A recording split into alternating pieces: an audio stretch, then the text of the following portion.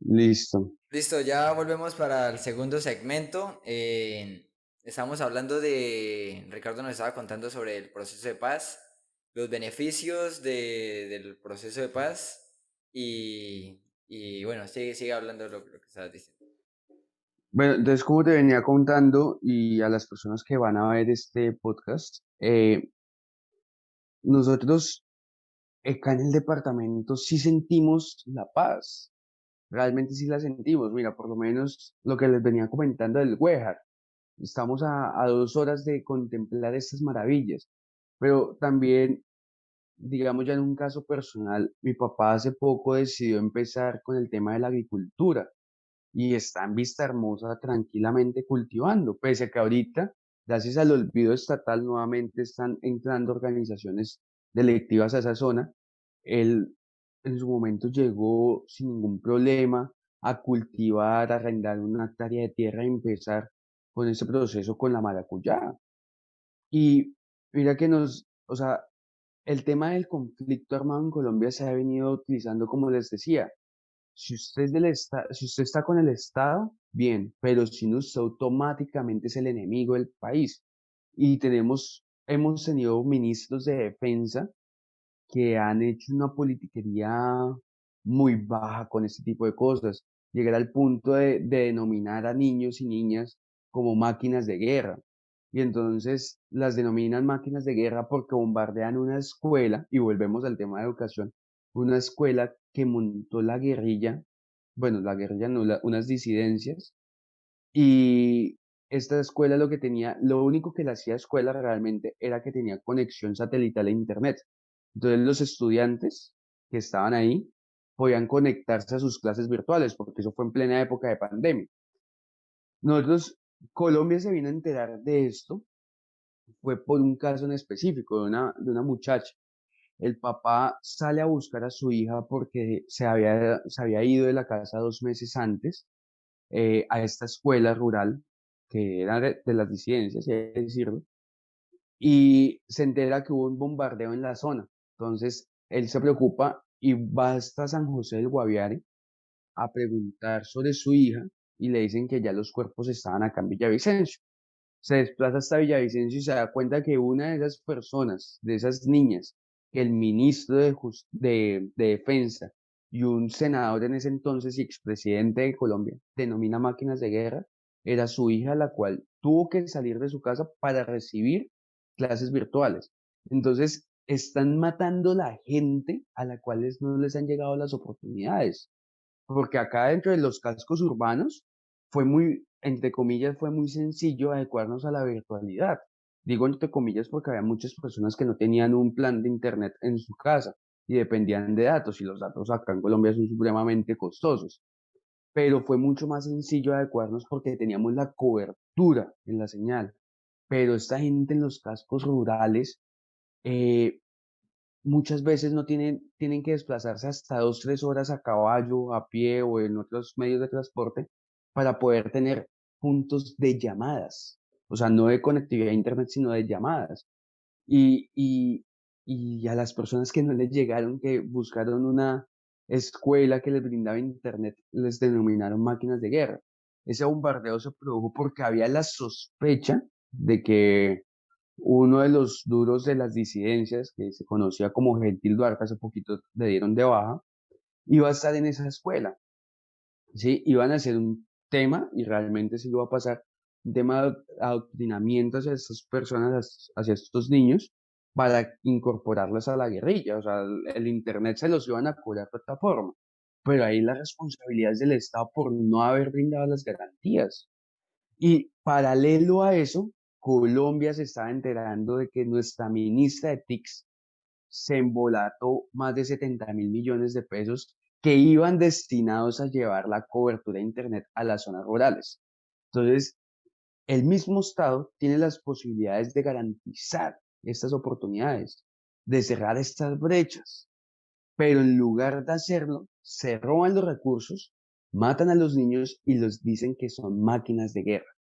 Entonces, así es como nos han engendrado esos odios, denominando un niño o una niña que todavía no tiene la noción de qué es el conflicto armado en Colombia y por qué se está dando, denominarlos máquinas de guerra y que la gente del común se alegre de que hayan asesinado a estos niños. Entonces ahí es donde uno dice, venga, la política del odio les ha funcionado a ellos, pero es momento de traer una política de amor, una política que nos traiga oportunidades, una política que nos ayude a seguir firmando procesos de paz. Porque, vea, ahorita Arauca está confinada, no puede, o sea, tienen toques de queda, está muy complejo el tema de orden público allá, y allá hay una guerrilla que es el ELN, y ellos son los que están poniendo las condiciones en este momento. El Estado no tiene nada que hacer allá. Y no tiene nada que hacer porque la nación cree, el Estado cree que llevar la presencia del Estado es llevar la presencia de tropas. Y realmente la presencia del Estado debe ser por un helicóptero de tropas, cuatro más de oportunidades, educación, saneamiento, servicios públicos, industrialización, muchas otras cosas, para quitarle a la guerra el elemento principal, que es el factor humano. El combustible. Si no- exacto, si nosotros le quitamos los reclutamientos a la guerra, vamos a dejar de tener guerra, porque en un eventual momento va a acabar. Si se los quitamos a través de un proceso de paz, pues claro que nos quita un peso enorme y nos ahorra muchísimos años de conflicto. Y esto va a seguirle creando oportunidades a Colombia. Vea, hace poquito pasaron en plena época de elecciones, porque estábamos a una semana de elecciones prácticamente, tuvimos un paro armado durísimo, durísimo hacia todo el sector de la costa por el Clan del Golfo, a raíz de la extradición de Otoniel. Extraditan a Otoniel justo en el momento en el que está empezando a confesar sus crímenes en Colombia, deciden extraditarlos pese a que la Corte Constitucional había dicho que esperaran unos días más mientras él confesaba y ahí sí lo extraditaron. O sea, de cierta forma fue ilegal esa extradición. Y el Clan del Golfo en represalia, entonces entra en un paro armado que desabasteció la región, llevó muchísima muerte y evitó que los transportadores pudieran atravesar el país. Entonces nos frenaron las importaciones porque por la zona donde estaban bloqueando este grupo al margen de la ley, es por donde nos entra la gran cantidad de importaciones y también nos bloquean las exportaciones, porque todo lo que se produce por este lado queda congelado. Incluso pasó algo muy curioso. En esa época, la tienda de barrio no tenía permitido abrir, el supermercado del ciudadano de pie no tenía permitido abrir. Las únicos tres, digámoslo así, empresas que pudieron abrir los supermercados fue Olímpica, que el dueño de Olímpica, los dueños de Olímpica hacen parte de una de las casas políticas más grandes que tiene el país y esas que están hoy día acomodadas todavía dentro de la política colombiana. El de uno, que también es uno de sus principales socios, es de las personas más ricas de Colombia, por no decir el más rico, y el otro era Lara, que la misma historia, uno de sus socios principales son de los más ricos de Colombia. Entonces, estos paros armados no le afectaron a los ricos, no le afectaron al Estado realmente, que fueron los que tomaron las decisiones. Este paro le afectó fue a la comunidad y la gente salió a votar con miedo de que eso volviera a pasar, porque ahora el discurso que está llevando el establecimiento del Estado es que como Gustavo Petro fue guerrillero, entonces él va a ser cómplice de todos estos grupos armados de la ley. Cuando no es cierto, Gustavo Petro sí perteneció en su momento al M-19, pero nunca fue un brazo armado, sino fue un brazo político, porque incluso cuando estaba el M-19 en su ardor, en su furor, Gustavo era concejal de Zipaquirá y estaba ayudando a construir un barrio y estaba estudiando en el Externado, que es una universidad privada de Colombia, una de las mejores universidades. Y aún así dicen que él disparaba armas. Después de eso también nos empiezan a decir, es que él fue el que dio la orden de tomarse el Palacio de Justicia, uno de los hechos más fuertes que ha vivido nuestro país. pero no se han querido dar cuenta o no han querido entender que cuando Gustavo Petro estaba siendo torturado, mientras era concejal y todo eso, fue capturado y lo torturaron, es cuando se empieza toda la planeación del Palacio de Justicia y la ejecución del Palacio de Justicia. Gustavo Petro no estuvo, estaba capturado desde mucho antes de que empezara como todo este proceso. Entonces ahí es cuando uno empieza a desmentir lo que está diciendo el mismo Estado.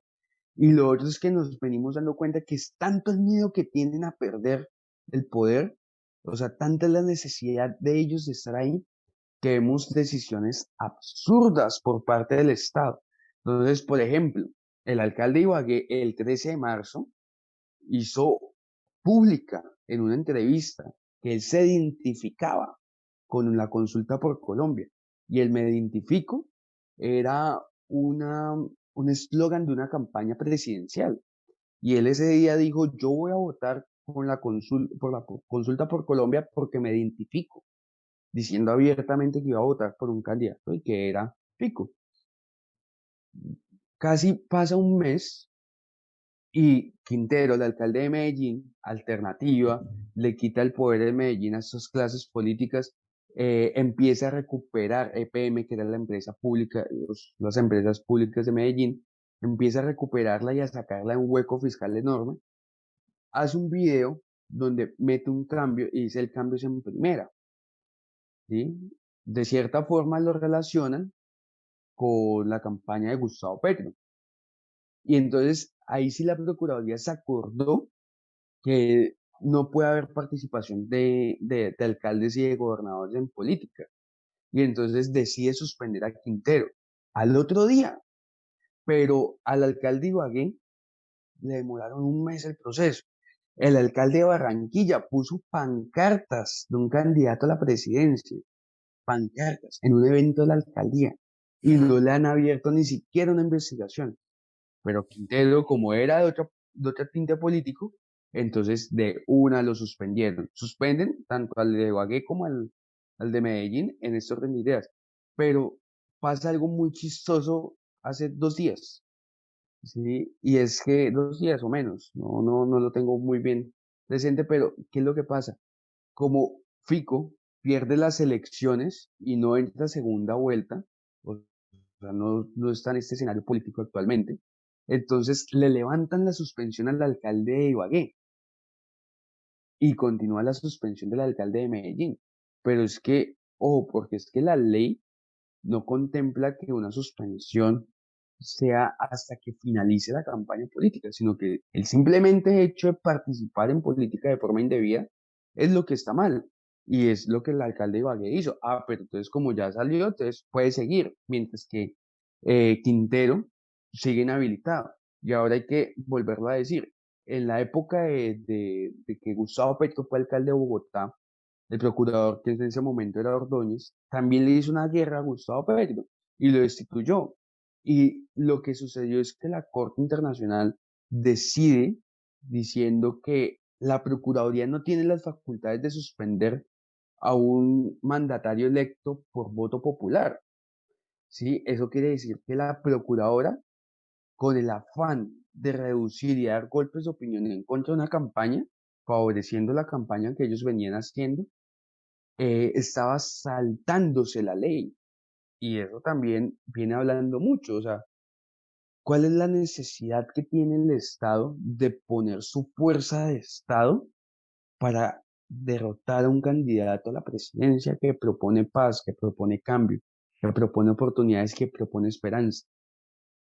Ahí o sea, hay muchas cosas en Colombia que pasan que uno siempre dice como que no sé si reír o llorar. Sí, Exacto. es, es tan chistoso y a la vez tan frustrante eso que pasa.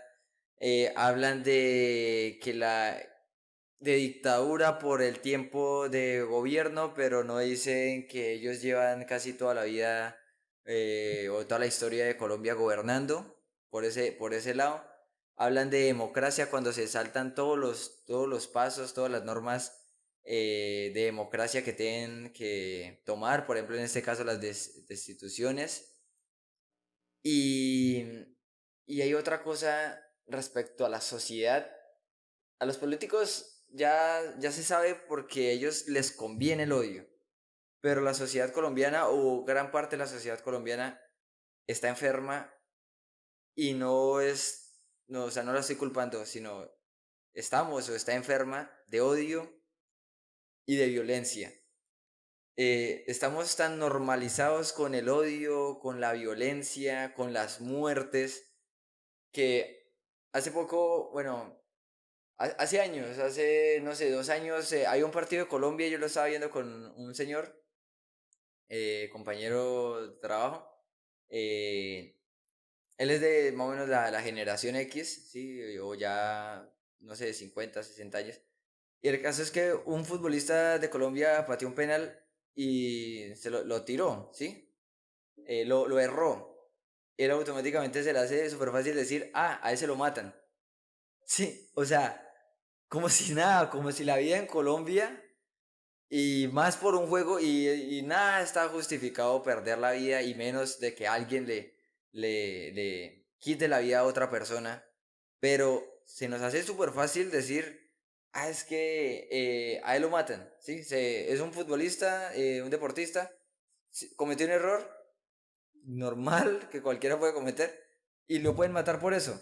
Desde ahí parte todo el voto de opinión y lo vemos reflejados en las elecciones de cómo estamos enfermos de odio, de violencia, de muerte, que se nos hace fácil ver muertos, sangre, ya a veces es como morbo, que hay que mataron, que esto, que a las ratas, que hay que matar y eso, pero otra cosa, se le hace muchísimo fácil, muy fácil decir a esa persona que creció en un barrio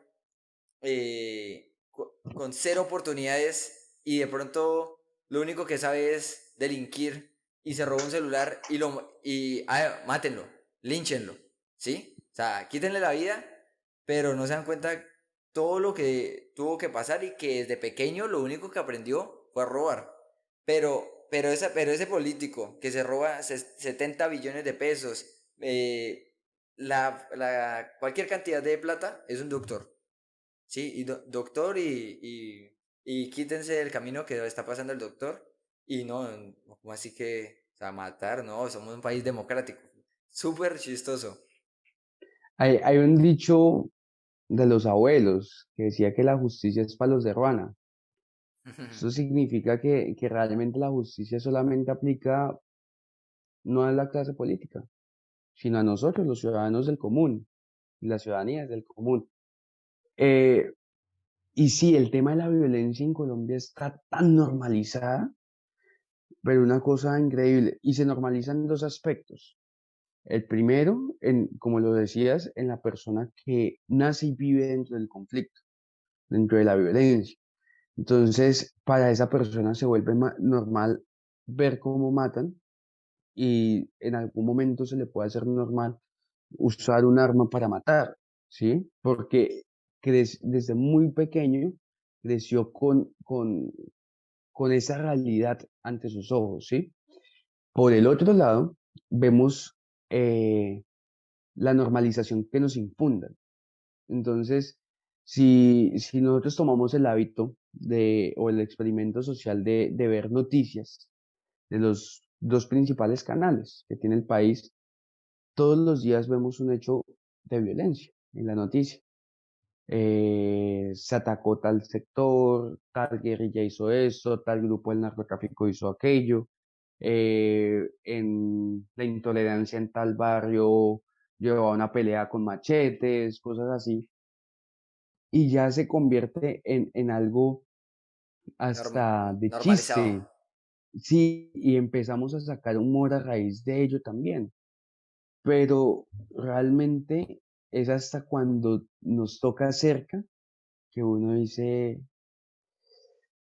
hay que Duele. cambiar las cosas, hay que cambiar Sí. las cosas. Mira, hace poco, cuando yo empecé con todo este proceso de control social y comunitario, conocí una mujer, una lideresa de su comunidad, muy tesa, una mujer guerrera, valiente, la admiro en muchos sentidos, ¿sí? y la acompañé en un tema del barrio, que ellos los querían desalojar, pues a que ellos habían comprado la tierra. O sea, veamos cómo la expropiación viene, y no precisamente con un gobierno de Gustavo Petro, la expropiación viene con los de derecha también.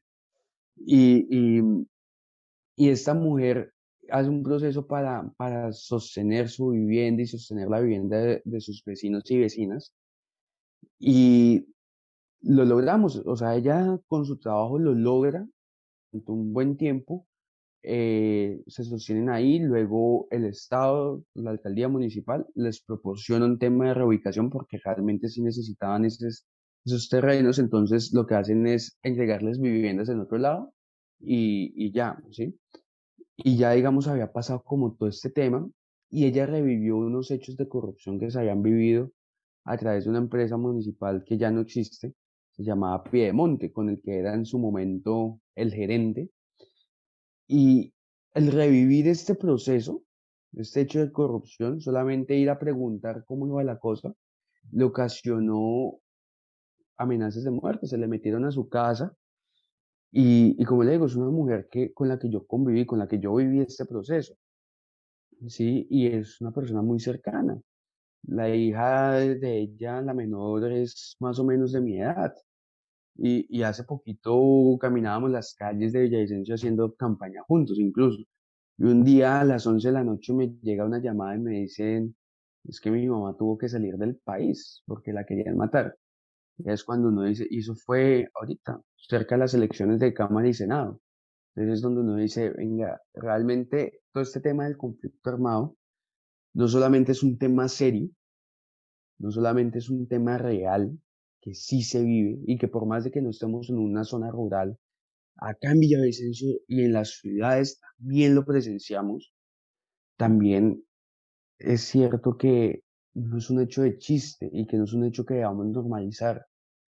Ese día viendo las opciones que teníamos para que a ella no la deportaran de Europa, me di cuenta que es muy complejo demostrar de que ella estaba amenazada porque prácticamente tenía uno que llamar a los que la amenazaron para que el Estado dijera, ah, sí, ya sabemos entonces quién fue. O sea, tiene unas rutas ridículas que realmente no protegen a nadie. Y por eso es que normalizamos la violencia, porque ya los funcionarios que se encargan de protegernos lo ven tan normal y critican a las personas, cosa absurda.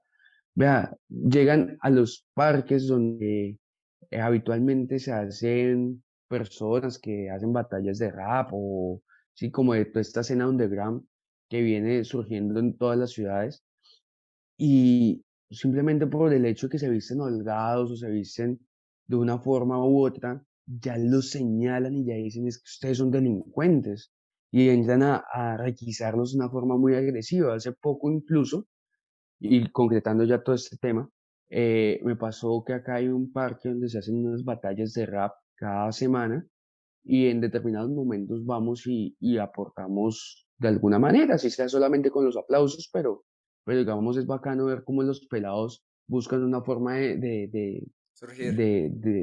sí, y de cultura y apropiación de espacios culturales. Es muy bacano y es algo que merece el apoyo. Y había un pelado que era uno de los duros que estaba cantando ese día. Era una batalla de rap y era como uno de los favoritos a ganar. Y estaba con las ropas holgadas, algo muy común de la escena del rap. Y estaba yo con mi camiseta, una camiseta normal, un jean y unos tenis.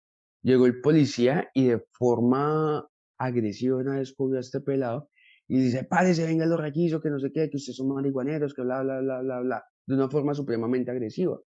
Y el chino, pues, el pelado obviamente le contesta, no de una forma amable, sino le dice, venga, ¿qué le pasa, tan? Sí, al final se deja requisar y el policía durante varias oportunidades me pregunta, ¿cierto que si uno le dicen que se deje requisar, uno se debe dejar requisar? Y yo le dije, en todas las oportunidades que me dijo, que me preguntó, yo le dije, con la forma en la que usted lo pidió, no. Y entonces, cuando lo terminé de requisar, le dije, ¿por qué lo requisó a él y no a mí? Entonces el Ujú, policía me decía, porque es que él tiene pinta de que es una rata. ujú, Yo le decía, vea, mano, hoy puedo estar vestido de camiseta, pero mañana puede que yo sea ladrón. ujú. Usted no puede juzgar a una persona por la forma en la que esté visto donde está. porque es que la realidad social de Colombia es muy amplia, es muy grande, donde este pelado realmente en este momento, y es muy en serio, ese muchacho en este momento tiene mejor capacidad adquisitiva que yo. O sea, si nos vamos al realismo de la sociedad, hay más probabilidades de que yo en este momento salga a robar que él. Y el policía ya prejuiciando dice que es el muchacho. Entonces, acá vuelve todo el tema de justicia social, cómo generamos las oportunidades, cómo humanizamos las instituciones, porque es que si no atendemos desde las instituciones con humanidad, con amor, con sensatez, los conflictos sociales en Colombia siempre van a ser los mismos, porque siempre vamos a prejuiciar a las personas y no les vamos a dar las oportunidades. Si desde las mismas instituciones del Estado estamos juzgando a un muchacho que es talentosísimo por la forma en la que se viste, pues ya sabemos de que el Estado así no está funcionando. Por eso, una de las propuestas grandes que yo sí le apoyo y le aplaudo durísimo a Gustavo Petro y a Francia Márquez es el tema de la justicia social, de la política del amor. Eso que estabas diciendo es básicamente lo que la gente dice, que es revictimizar. O sea, aparte de que son jóvenes sin oportunidades, le mandan a la policía, ¿sí? Entonces, bueno, ya nos quedan 10 minutos, vamos a hablar ya la parte de las pensiones rápidamente. Listo. La gente está preocupada y muchos abuelos y abuelas dicen que si ganan el pacto histórico van a expropiar pensiones, no sé qué más cuentos. O sea, el tema es que van a expropiar pensiones. ¿Qué va a pasar con eso rápidamente? Digamos lo más resumido Mira, posible y masticado. en 5 minuticos, ¿cómo funciona nuestra política de pensiones en Colombia actualmente? Nosotros tenemos un sistema piramidal, ¿sí? Donde la base somos los actuales cotizantes, es decir, las personas que en este momento estamos cotizando pensión, ¿sí? Y con ese dinero se hacen dos cosas. Los grupos económicos lo utilizan para invertir, que las inversiones, las últimas grandes inversiones que se han hecho en puentes como el del Chirajara, que se caen Ujú. y las personas pierden sus pensiones, pierden sus ahorros. Y la segunda es para pagarle a las personas que ya están pensionadas, ¿sí? Entonces estamos teniendo ahí un factor fuerte. El primero es que ninguna pirámide funciona. ¿Por qué? Porque la pirámide necesita que cada día hayan más personas dentro de la pirámide. Así de sencillo. O sea, para que una persona que está pensionada con el salario mínimo hoy día necesita que más o menos 5 personas estén cotizando sobre el salario mínimo. Entonces, pues esto va a llegar a un punto en el que es imposible y por eso cada vez amplíen la edad de pensión y amplíen las semanas a cotizar y amplían todas las condiciones para podernos pensionar. Por eso es cada vez más difícil Más pensionarnos. imposible. Exactamente. La propuesta que tiene Gustavo Petro y Francia Márquez al respecto de pensiones es acabar ese sistema que no le funciona a Colombia. Y entonces hacer un tema, hay personas que ganan un salario mínimo, hay personas que ganan dos, tres, cuatro, cinco salarios mínimos. Depende mucho de en qué trabajen, cómo lo hagan, bueno, entre otras cosas. Y lo que dice Gustavo es, todas las personas hasta 3 salarios mínimos coticen a Colpensiones, que es el fondo de pensión público, para que de esta forma podamos hacer una deducción de gasto público de otro lado y podamos invertir en cosas que realmente le funcionen al ahorrador eh, ese dinero. Con eso vamos multiplicando el dinero, vamos trabajando el dinero y vamos generando intereses a ese dinero. Es decir, si yo cotizante metí 200.000 pesos, en un mes no son 200.000 pesos, son 220, 250.000 pesos, ¿sí? Va aumentando ese dinero y eso va generando la posibilidad de pensionar a personas que no lograron cumplir los causales de pensión, que no pudieron tener un trabajo donde cotizaran salud y pensión durante años y llegaron a su vejez y no tienen pensión. Entonces les brinda la oportunidad a estas personas de adquirir un bono pensional, pero también me asegura de que me voy a poder pensionar y disfrutar de mi pensión. Sí, ¿Por qué? Porque cambiamos el sistema, ¿sí? Vamos a hacer es una alteración a la forma en la que se están coaptando las pensiones. Hoy en día una persona que cotice en el sistema privado tiene el riesgo de que el fondo privado invierta su pensión y la pierda. En ese caso, nadie le va a responder. Si yo cotizo en un fondo privado y el fondo privado invirtió en bitcoins, por ejemplo, y el bitcoin tuvo una caída abrupta, fuertísima. Entonces, el fondo privado me va a enviar una notificación de que yo ya no tengo pensión o que lo y no me van a reclamen, responder. o que lo Que a reclame con llorar, bitcoins. exacto, que a llorar a los olivos, básicamente, como dice el dicho popular. Mientras que el fondo público tiene respaldo del Estado. Es con Eso quiere pensiones. decir que, exactamente, que si hacen una mala inversión, el Estado tiene con qué responder. Y ahí es donde empieza a garantizar de que el dinero que nosotros los que estamos cotizando a Sí, pensiones, no se vaya a perder y antes al contrario empieza a crecer. Entonces, es el ejemplo de una alcancía. Si yo le meto 500 pesos a la alcancía todos los días, ¿cierto? Al cabo de un año voy a tener un dinero, pero ese dinero no me va a alcanzar para lo mismo que me alcanzaba el año anterior. ¿Por qué? Porque por existen la fenómenos inflación. como la inflación, existe el aumento de la canasta familiar, existe el aumento de impuestos, bueno, muchísimas cosas que pasan en temas económicos, ¿sí?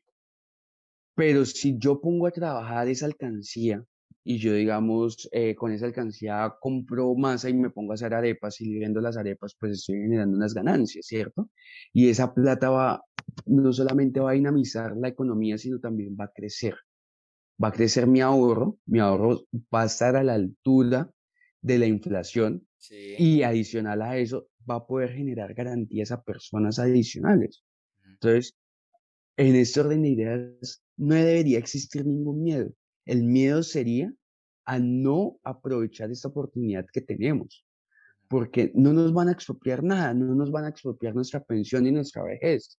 Antes, al contrario, nos van a garantizar que nos podamos pensionar antes y podamos disfrutar de nuestra pensión, que no vivamos para morir sin una pensión, sino que vivamos, trabajemos y gocemos de una pensión, vivamos sabroso. Bueno, eso fue la explicación de las pensiones de Ricardo, también de la justicia social, del tema agrario, de la paz, que en realidad nada está suelto, todo está conectado y todo está,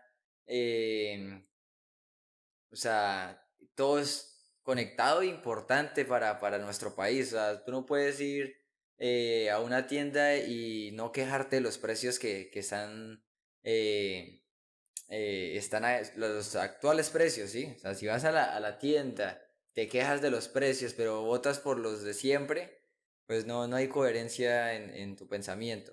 Exacto. Entonces, también agradecerte muchísimo, explicaste muy bien. eh, Creo que pensé que íbamos a hablar de tal vez dos, tres temas, pero lo supiste aglutinar todo en un gran y elocuente discurso. Y nada, ya sería que tú te despidieras y dieras algún mensaje. Bueno, nada, primero agradecerte por este espacio, agradecer a las personas que se tomaron la molestia de escuchar todo este podcast, de verlo completo y decirles que crean en las oportunidades que nos están apareciendo, que dejemos los miedos y los odios a un lado y votemos realmente por propuestas, que dejemos los conflictos políticos, porque nos estamos agarrando entre familias y entre amigos por quién va a votar por quién. Dejemos eso a un lado y pensemos en el bienestar del país. Pensemos en que queremos avanzar como país. Pensemos en que queremos dejar la violencia a un lado, que queremos empezar a tener oportunidades, a ganarnos nuestros logros y que queremos vivir sabroso. Entonces, nada, esto es un mensaje todas las personas que dejemos eso a un lado, todos esos egos, esos miedos, y votemos en esta segunda vuelta por Petro presidente y Francia vicepresidenta. Sin más cuentos, un cambio por la vida. y por la dignidad. Listo, Ricardo, muchas gracias. Gracias a Gracias, Smith. todos por escuchar y nos estamos viendo.